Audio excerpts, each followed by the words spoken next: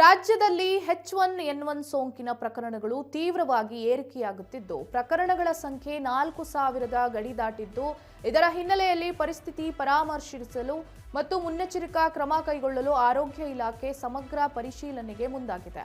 ಸದ್ಯದ ಪರಿಸ್ಥಿತಿಯ ಗಂಭೀರತೆಯನ್ನು ಪರಿಗಣಿಸಿರುವ ಆರೋಗ್ಯ ಇಲಾಖೆಯು ರಾಜ್ಯದ ಎಲ್ಲಾ ಸರ್ಕಾರಿ ಮತ್ತು ಖಾಸಗಿ ಆಸ್ಪತ್ರೆಗಳಿಗೆ ಅಗತ್ಯ ಸಿದ್ಧತೆ ಮಾಡಿಕೊಳ್ಳಲು ಸೂಚಿಸಿದೆ.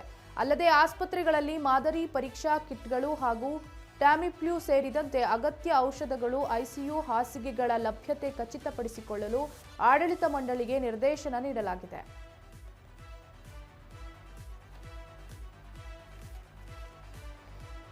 ರಾಜ್ಯದಲ್ಲಿ ಮತ್ತೆ H1N1 ಸೋಂಕಿನ ಪ್ರಕರಣಗಳು ಏರಿಕೆಯಾಗ್ತಿದೆ, ಕಾಣಿಸಿಕೊಳ್ತಾ ಇದೆ. ಪ್ರಕರಣಗಳ ಸಂಖ್ಯೆ 4000ಕ್ಕಿಂತ ಹೆಚ್ಚಾಗಿ ಕಾಣಿಸಿಕೊಳ್ತಾ ಇದೆ. ಹಾಗಾಗಿ ಪರಿಸ್ಥಿತಿಯನ್ನ ನಿಭಾಯಿಸೋದಕ್ಕೆ ಮುನ್ನೆಚ್ಚರಿಕಾ ಕ್ರಮಗಳನ್ನು ಕೈಗೊಳ್ಳೋದಕ್ಕೆ ಆರೋಗ್ಯ ಇಲಾಖೆ ಆದೇಶವನ್ನು ಹೊರಡಿಸಿದೆ, ಪರಿಶೀಲನೆಗೆ ಮುಂದಾಗಿದೆ.